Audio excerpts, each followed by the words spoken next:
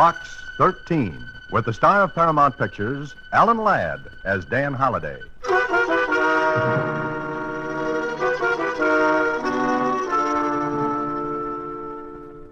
Box 13, care of Star Times. I have something that may intrigue your sense of adventure. I myself cannot follow it up because I am blind. However, if you will come to the Braille Room at the public library tomorrow at 11 in the morning, you may be able to find something of interest. At 11 in the morning, you may be able to find something of interest. I think someone is in desperate danger and needs help. I'd like to know what you think. William Michaels. Well, the letter did intrigue me. And as I found out later, Mr. Michaels did have something.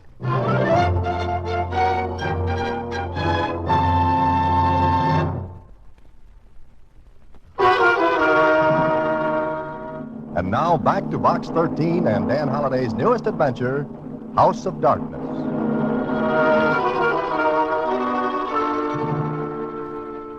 I wonder how this Mr. Michaels knew about Box 13, Mr. Holliday. I wonder about that too, Susie. He says he's blind. Gee, this is really one letter I'd follow up if I were you. You would? Why? Well, wouldn't you? Wouldn't I if I were you? Yeah. No, I mean, you know what I mean, don't you? Not now. I had an inkling before, but that's all gone. Never mind, though. What time is it? 11:15. Well, that gives me 15 minutes to get to the public library. And also get a ticket for speeding, if I want to get there on time.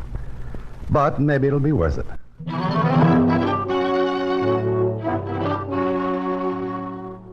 Well, I didn't get the ticket, and exactly 15 minutes later, I walked into the Braille Room at the library. There were only two people in the room, a man and a woman. The woman was busily running her sensitive fingers over a book. But the man was facing the door with a tense, expectant expression on his face. I walked over to him and sat down. He turned his face toward me and then... Box 13? That's right. You're William Michaels? Yes, that's right. I didn't know whether you'd come or not.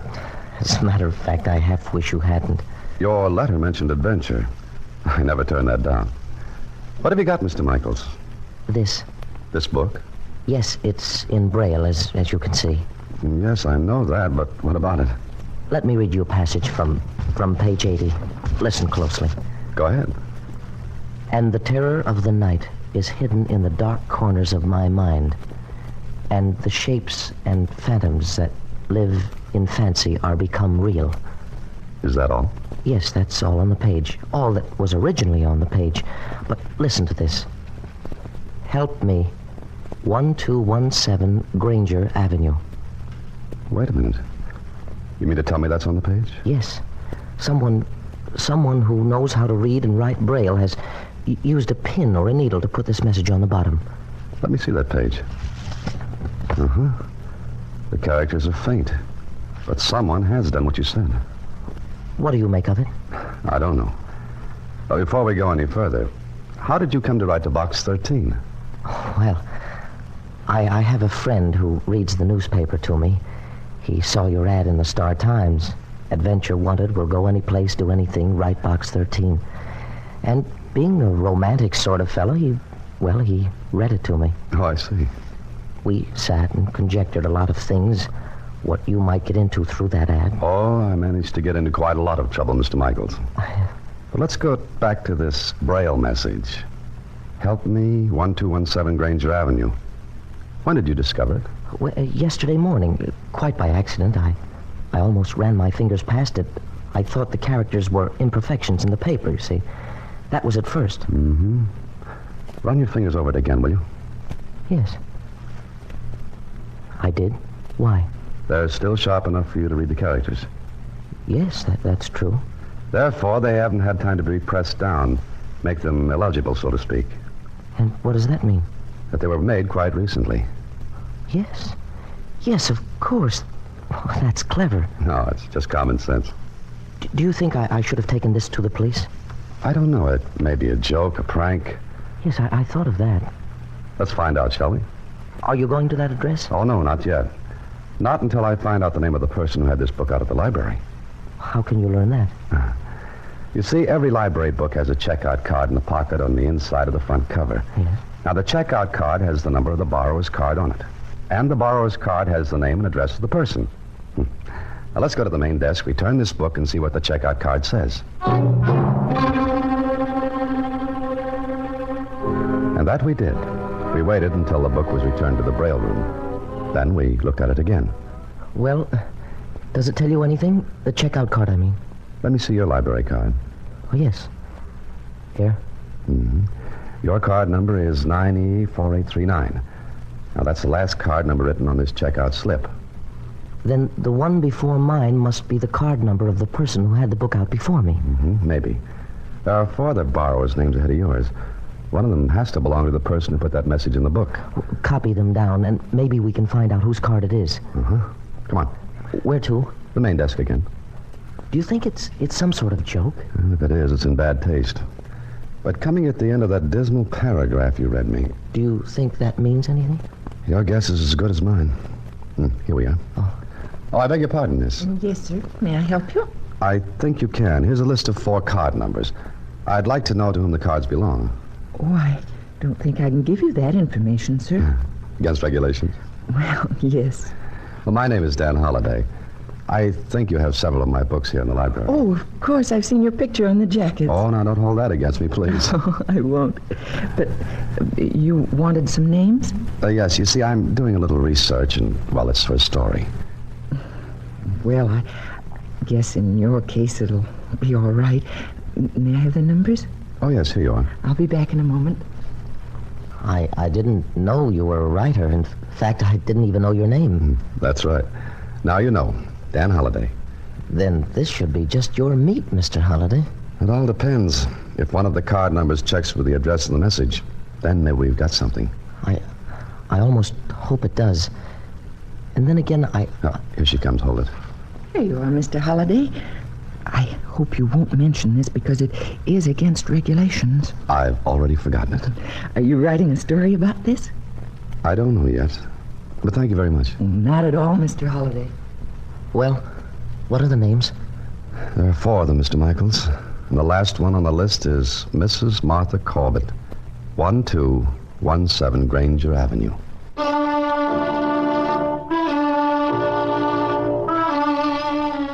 half hour later, Michaels and I sat in my car a few houses down from 1217 Granger Avenue. Maybe the whole thing was a joke. Then again, maybe it wasn't. Michael sat silently for a couple of minutes, and then... Do you see anyone, Mr. Holliday? No, not a soul. What kind of place is it? Big, dark. Not at all the type of house associated with sweetness and light. Oh?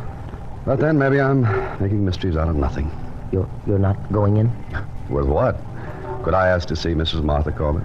Why not, if she needs help? We don't know that, Michaels, and we... Why did you stop talking? Isn't that a car? Yes, it is. Stopped in front of the house. Who is it? I don't know.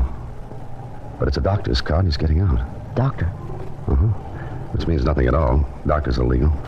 What's he doing? He's gone into the house. Michaels, I've got an idea. What is it? I'm going to make a phone call and find out something. A phone call? To whom? To the Automobile Club and find out who belongs to that license number on the doctor's car. Then later, I'll visit the doctor. Well, I found out who the doctor was. I dropped Michaels to the library and told him I'd meet him there later. It took me 10 minutes to convince the doctor's receptionist that I had to see him. Then in his office... My nurse tells me you insisted upon seeing me, Mr. The name is Holliday, Dan Holliday. Oh, very well, Mr. Holliday. What seems to be the trouble? I have a headache. Headache? Good heavens, man. My nurse seemed to think it was some fatal disease. Well, it's a bad headache. Who sent you to me, Mr. Holliday? One of your patients, Dr. Folsey. Oh, really? May I ask which one? Oh, yes, of course. I'll give you a couple of tablets to relieve you. But the cause of the headache is something we'll have to look into. Here you are. Thank you. A glass of water. The patient who sent me was Mrs. Martha Corbett. Oh, I'm sorry. I must have knocked the glass out of your hand. Although I didn't touch it. Did I? I'm sorry. That was clumsy of me. No harm done. So Mrs. Corbett sent you to me, huh? Yes, she recommended you very highly. Is that so? When did you last see her? Well, not recently. Just what are you trying to pull, Mr. Holliday? Paul, I don't understand. Evidently not. Because I don't think you even know Mrs. Corbett. No, what makes you think that? She hasn't seen anyone for 6 months, not a soul. Except you. I'm her physician. So you are. Dr. Folsey, what's wrong with Mrs. Corbett? Until you tell me what you're trying to do, I refuse to answer your questions. Suppose I told you she asked for help. You're lying. Maybe you are, too. Mr. Holliday, I want to show you something. I have no idea what business this is of yours, but since you seem to think it is, I don't mind showing you these. Here, look at these papers. These are commitment papers for Mrs. Martha Corbett. Exactly.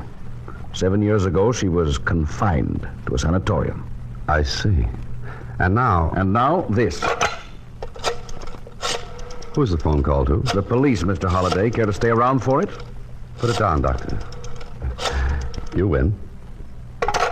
Now, I'll give you just 1 minute to get out of my office. If you're not gone in that time, I'll complete that call. All right, Doctor. I'm sorry to have bothered you. I won't do it again. That's right. You won't. And you left his office, Mr. Holliday? What else could I do? I poked in there on a flimsy excuse. He threatened to call the police. Mr. Holliday, please believe me, I'm blind myself, and What do you mean, Michaels? I know what she thinks, how she thinks. I don't know what you're driving at. A person who is blind develops almost a psychic sense. Call it an extra sense if you want, but he does have it. I'm sure that Mrs. Corbett needs help. Now, look, all we have is that message in the library book. I told you Dr. Folsey showed me your commitment papers. But he didn't put through the call to the police. Oh, I see what you mean. A bluff. Yes, it could have been. Yeah, it could have been. I wonder if a person with nothing to conceal, with nothing to be afraid of, would have gone through with that call. Well, put yourself in his place. Would you? I think I would have. Maybe you're right, Michaels. Then what are you going to do? Well, I've gone this far. I may as well go all the way. Yes? Where?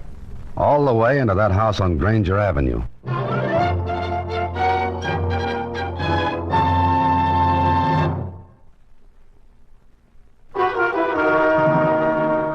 And now back to House of Darkness, another Box 13 adventure with Alan Ladd as Dan Holliday.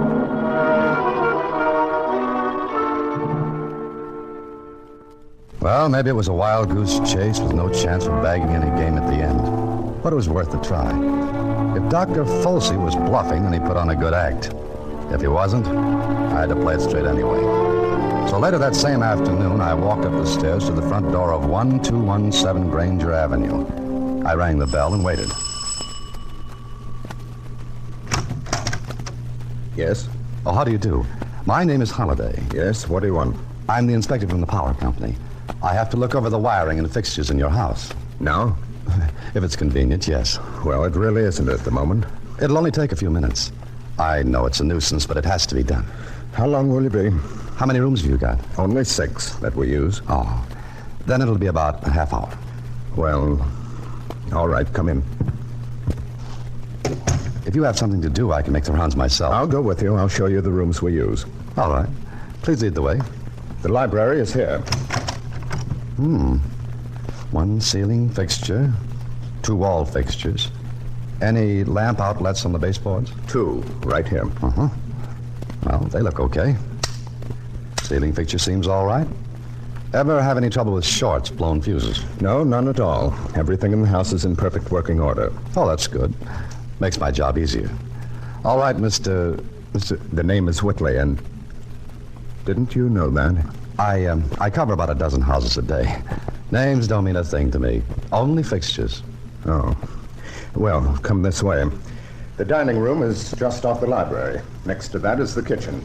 Then one of the bedrooms, and the baths are off to the right of the bedroom. There are several small pantries. We went through one room after another. They have no lights in them. Then we went upstairs, and Whitley led the way along a hallway that started at the head of the stairs and ran to a window at the far end. There were only 2 rooms off the hallway. We stopped at the first one. This room is merely a storage room. Would you care to see it? Oh, yes, I would. That is, if you don't mind. Not at all. Oh, just an empty room. Just an empty room. As you can see, the ceiling fixture has only 1 bulb in it. Well, it seems to work all right. And that's all. What about that room down there? We never use it. What's in it? Nothing at all, beyond a few odds and ends of old furniture. Mind if I look at it? It's locked. Don't you have a key for it? No, the key was lost. I'm having another one made. Perhaps if you come again sometime... It's an inside room, isn't it? No windows, I mean. Does that make any difference? I assure you the room is never used. The lighting fixtures were sealed up some years ago. Oh, I see. Now, if that's all, and if you don't mind, I have some other things to do. And What's that? this is an old house. The water pipes are defective. This way, Mr. Holliday. Oh, certainly. Oh, have you a phone?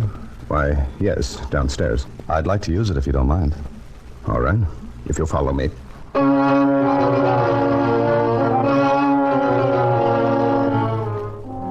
He led the way back downstairs. I knew I had to stay in that house if I was to find out what or who was in that locked room. I had an idea and I hoped it worked. But if it didn't, well, I'd never get another chance to get back into the house. Then downstairs... There's the phone. Help yourself. Oh, thank you. I hope I haven't inconvenienced you, Mr. Whitley. But these things have to be done, you know. Of course. Hello? Hello, Michaels. This is Holliday. Holiday, where are you? What's happened? I've just made my inspection of 1217 Granger Avenue. Everything looks okay. I called to find out if there's anything else to do in this neighborhood. What? Uh-huh. Oh? Oh, hang on. I'll find out. Mr. Whitley, Yes? I wonder if you would mind looking out of the front window and see if any linemen are working the street. All right. I'll be back in a moment. Michaels, listen closely. Wait 10 minutes after I hang up, then call this number. Gramercy 8342. A man named Whitley will answer. Say you're Dr. Folsey, and you've got to see him immediately. Give him a phony address. Say you're calling from a phone booth. That's so Whitley doesn't have to check the call back. Sound excited, nervous. Then hang up with no explanations. Have you got it? Yes, I've got it. Good. Sure, Michaels, I'll go right over there right now.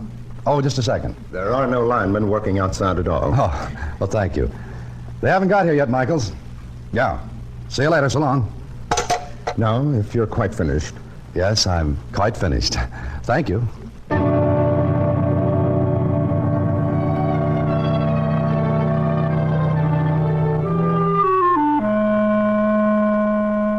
Whitley saw me to the door. I went to my car and pretended to drive away.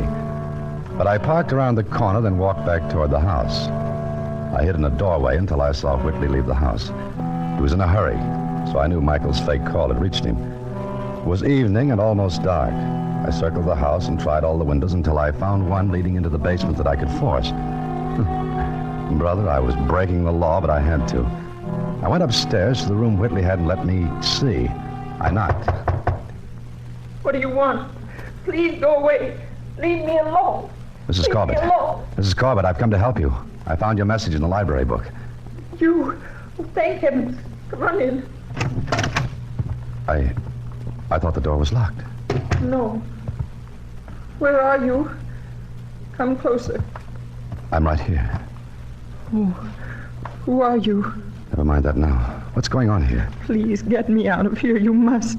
The door wasn't locked. You could have gotten out. I'm blind and I'm afraid. I tried to get out before, but someone's always there. Well, there's no one in the house now. Whitley's gone. Gone? For good? No, he'll come back. Who is he? Why are you kept in here? He's my nephew. They want me to sign the will he's drawn up, and then they'll kill me. No, they won't. Day after day, I put messages in books they brought me from the library. First, I wrote them, but they found them. Then I put the message in Braille. I know all that. You said something about a will. Yes. If I sign it, they'll kill me, and I can't stand it much longer. I'll have to sign it, and then they'll kill me. As soon as I sign it, they'll kill me. Mrs. Corbett, I saw Dr. Folsey. I saw commitment papers he had. It's not true. He forged them for my nephew. Don't you see? If I ever got out, they'd have those papers to prove that I... Yes, I see. How long have you been here? A year. Please, you've got to get me out. Look, Mrs. Corbett, I broke the law by getting in here. If it happens you're not telling the truth, I'm in a bad spot. They could prosecute me. You've got to believe me. Please. Maybe I do. All right, I'll take the chance. Listen, someone came in downstairs. They're coming back. Something must have gone wrong. You can't get out of here. There aren't any windows. Listen, now you've got to help me. I'll get in that closet. Don't give any sign that you know I'm here. Hurry, hurry. They mustn't find you. That's up to you. I got into the closet and waited. Then I heard... Well, Aunt Martha, I was a little worried about you. Whitley, we've got to get her out of here. Don't worry, Folsey, we will. You had to fall for that fake inspector guy. Shut up. Aunt Martha, we'll give you one more chance. Sign the will now and nothing will happen to you. If you don't, we'll... No, I won't sign it now. What does she mean, now? I don't know. Aunt Martha, what did you mean? Nothing. She did, Whitley. Yeah, that fake call from you. Aunt Martha, is someone here? No, there's no one. Please let me alone. Folsey, go to the closet, open the door. Me? Don't worry, if someone's in there, we can take care of them. Go on. Whitley, it's him, the man who came to see me. Well, the inspector himself. Come on out. All right. And what do you think you'll do with that gun? What do you think? Folsey. What? Call your office, arrange for an ambulance to come here. What are you going to do? What we have to do. Look, no killings, please. Shut up. May I ask how you found out about the fake call from our Dr. Folsey? I called his office when he wasn't where he was supposed to be. Well, Folsey, go on. Please, Whitley, no killing. You're in this up to your neck. You'll do as I say. Oh, sure, do what he says, Dr. Folsey. Throw away a lifetime of helping others. Isn't that what a doctor does? You shut up. All right, I will. Whitley, there's some other way. I don't think so. No, there's no other way, Dr. Folsey. Just do what he says. Forget that you once took an oath that all doctors take. It's easy to forget, isn't it? You'll stop talking now, Holliday, or I'll see that you do. One way or the other, I'll get it. So why shouldn't I talk now? Go ahead, Doctor. Call the ambulance. Take Mrs. Corbett and me out of here. Go ahead. Folsey, go on. We left the house. Whitley had a gun in my back.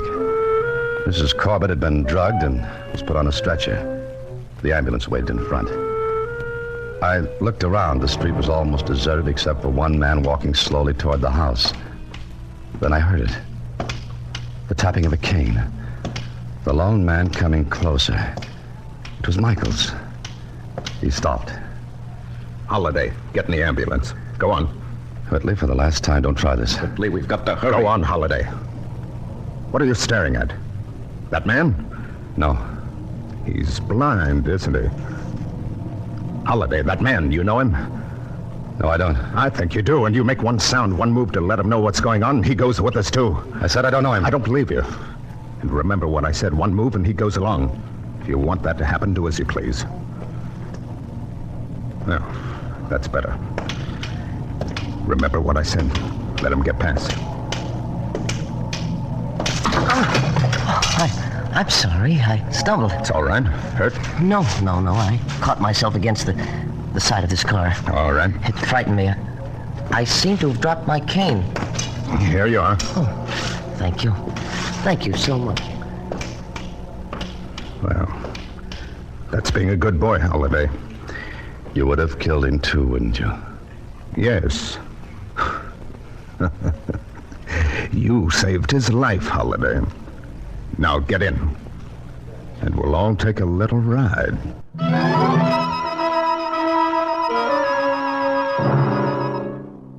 Well, it looked hopeless. This was going to be a great ride. Our only hope was Michael's, but how could he help? He was blind. Whitley must have read my mind because he laughed. You were very smart, Holliday, but you seem to have outsmarted yourself. Yeah, it looks that way, doesn't it? But do you really think you're going to get away with this? Why not? Your only hope is a blind man. Whitley? What's that? Folsey, what's that? Police cars. All right, don't get excited. They can't be after us. Whitley, they are after us. Don't lose your head. Looks like something slipped up, doesn't it, Whitley? You're whistling in the dark. Look, they're signaling us to stop. What? Go on. Get going. Outrun them. It's no use. We can't do it. There's a traffic signal ahead. I'll have them go through. No, they'll shoot. Holliday, this is your fault. I'll get you. I'll kill you. Oh, no, you don't. Kill you. Looks like this is your last ride, Whitley. Folsey, tell the driver to stop this ambulance. Yes, Mr. Holliday. I don't know how Michaels did it, Whitley. But I'm very glad he did.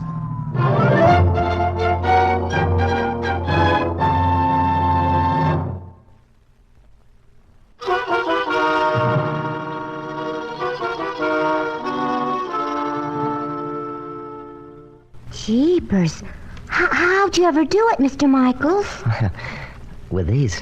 Just his hands and his fingers, Susie. I don't get it. Sure, Michaels. Oh, all right. Now, look, Susie.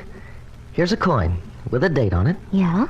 The date is 1935. You felt those numbers with your fingers? That's right, Susie. And it was simple for him to run his fingers over the license plates of the ambulance. When I stumbled, I dropped my cane. I ran my hands over the car. I knew it wasn't a regular automobile. Then I felt the license plate. Gee, and then you went to police. That's right. And that, Susie, is what you call using your head and fingers.